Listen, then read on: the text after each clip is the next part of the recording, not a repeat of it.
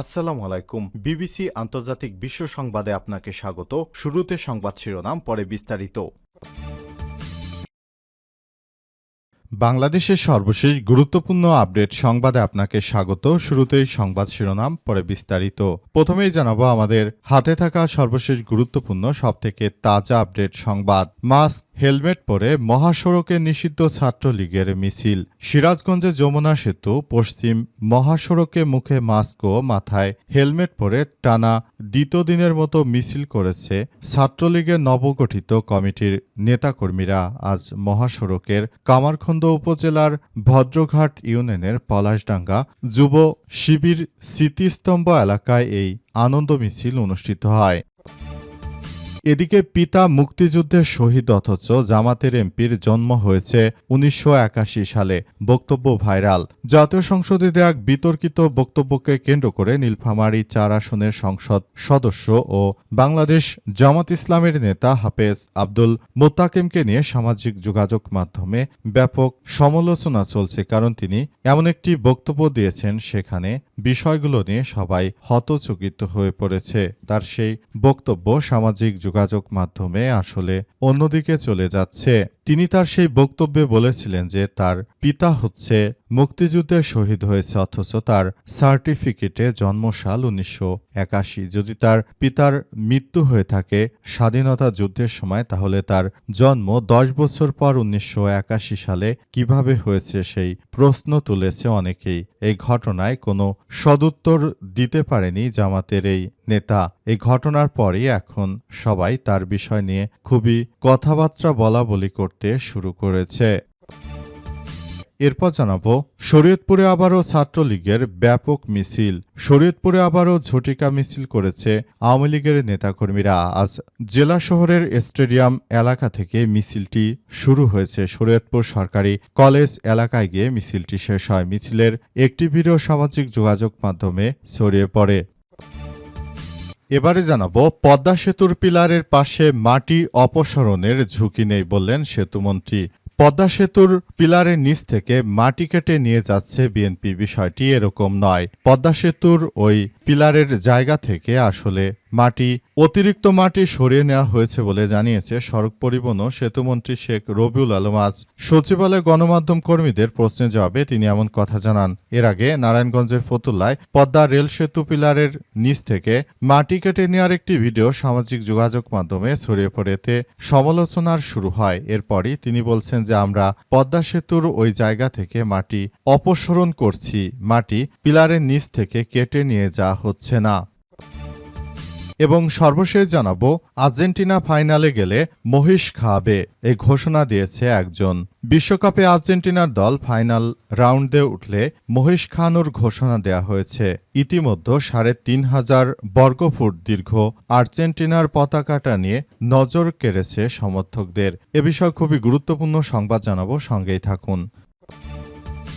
পদ্মা সেতুর নিচ থেকে মাটি কেটে নিচ্ছে বিএনপি। পদ্মা সেতুর পিলারের পাশে মাটি অপসারণে নাকি কোনো ঝুঁকি নেই বললেন বিএনপির সেতুমন্ত্রী। পদ্মা সেতুর পিলারের কাছ থেকে মাটি অপসারণ নিয়ে সামাজিক যোগাযোগ মাধ্যমে ছড়িয়ে পড়া উদ্বেগ আলোচনা ভিত্তিহীন বলে দাবি করেছেন সড়ক পরিবহন সেতু পরিবহন ও রেলপথ মন্ত্রী শেখ রবিউল আলম। তিনি বলেছেন যে অপসারণ করা হচ্ছে নির্মাণ কাজের সুবিধার্থে, সাময়িকভাবে ভরাট করা মাটি বা সেতুর মূল কাঠামোর অংশ নয়।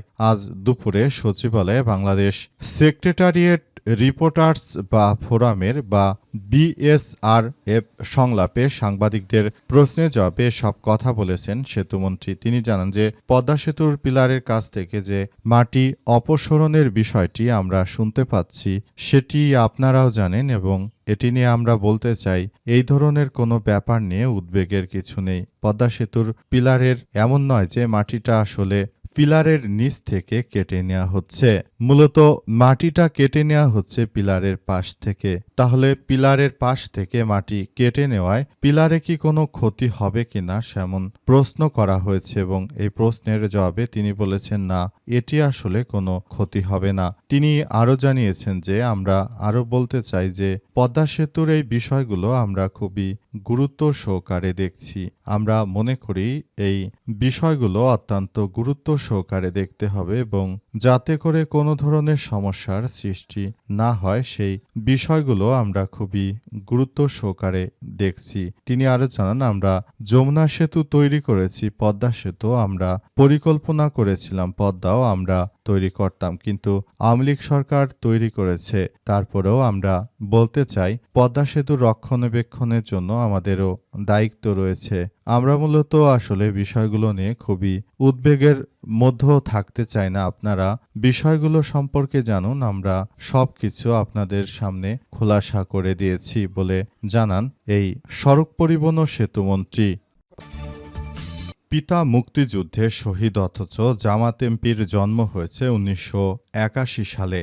জাতীয় সংসদে দেয়া এক বিতর্কিত বক্তব্যকে কেন্দ্র করে নীলফামারী ৪ আসনের সংসদ সদস্য বাংলাদেশ জামাত ইসলামের নেতা হাফেজ আব্দুল মুনতাকিমকে নিয়ে সামাজিক যোগাযোগ মাধ্যমে ব্যাপক তীব্র সমালোচনার সৃষ্টি হয়েছে। তিনি এমন একটি কথা বলেছেন, তার এই কথায় সবাই আশ্চর্য হয়েছে, কারণ তার কথায় আসলে সবাই খুবই হতচকিত হয়ে পড়েছে। তিনি আসলে যেসব কথাবার্তা বলেছেন সেটি সবাইকে খুবই হতচকিত করে ফেলেছে। মূলত বিষয়টি নিয়ে খুবই এক চাঞ্চল্যকর ঘটনার সৃষ্টি হয়েছে। তিনি মুক্তিযুদ্ধ বিষয়ক বক্তব্য দিতে গিয়ে তিনি বলেছেন যে তার বাবা এবং তার দাদা উভয় মুক্তিযুদ্ধের সময় নাকি শহীদ হয়েছে, অথচ তার জন্ম হচ্ছে ১৯৮১ সালে। তাহলে বাংলাদেশে যেহেতু তার জন্ম ১৯৮১ সালে হয়েছে, তার বাবা যদি ১৯৭১ সালে মারা যায় তাহলে কেমন করে তার জন্ম হলো, এমন প্রশ্ন তুলেছে অনেকেই। তার বাবার মৃত্যুর ১০ বছর পর তার জন্ম, এটা কতটা যুক্তিসঙ্গত কথা হতে পারে? জামাত নেতার এমন বক্তব্যের জেরে আসলে সারা দেশ জুড়ে এক চাঞ্চল্যকর পরিস্থিতির সৃষ্টি হচ্ছে।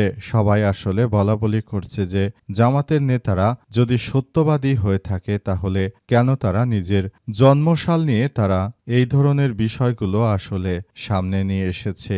এটা তো কোনোভাবে হওয়ার কথা নয়। তার পিতার মৃত্যুর ১০ বছর পর তার জন্ম কি করে হয়, এমন প্রশ্ন তুলেছে অনেকে। বিষয়টি নিয়ে অনেকেই হাসাহাসি করতে শুরু করেছে যে একজন সংসদ সদস্য, তার মুখে এই ধরনের বক্তব্য আসলে কোনোভাবেই মানায় না। কারণ তিনি যদি তার পিতার মৃত্যুর পরে তার জন্ম হয়ে থাকে তাহলে সেটি আসলে কিভাবে গ্রহণযোগ্য হতে পারে? সেটি অবশ্যই ভিন্ন ধরনের কোনো কার্যক্রম হতে পারে। এমন কথাই আসলে সবাই বলাবলি করতে শুরু করেছে। পিতা মুক্তিযুদ্ধে শহীদ অথচ জামাত এমপির জন্ম হয়েছে ১৯৮১ সালে। জাতীয় সংসদে দেয়া এক বিতর্কিত বক্তব্যকে কেন্দ্র করে নীলফামারী ৪ আসনের সংসদ সদস্য বাংলাদেশ জামাত ইসলামের নেতা হাফেজ আব্দুল মুনতাকিমকে নিয়ে সামাজিক যোগাযোগ মাধ্যমে ব্যাপক তীব্র সমালোচনার সৃষ্টি হয়েছে। তিনি এমন একটি কথা বলেছেন, তার এই কথায় সবাই আশ্চর্য হয়েছে, কারণ তার কথায় আসলে সবাই খুবই হতচকিত হয়ে পড়েছে। তিনি আসলে যেসব কথাবার্তা বলেছেন সেটি সবাইকে খুবই হতচকিত করে ফেলেছে।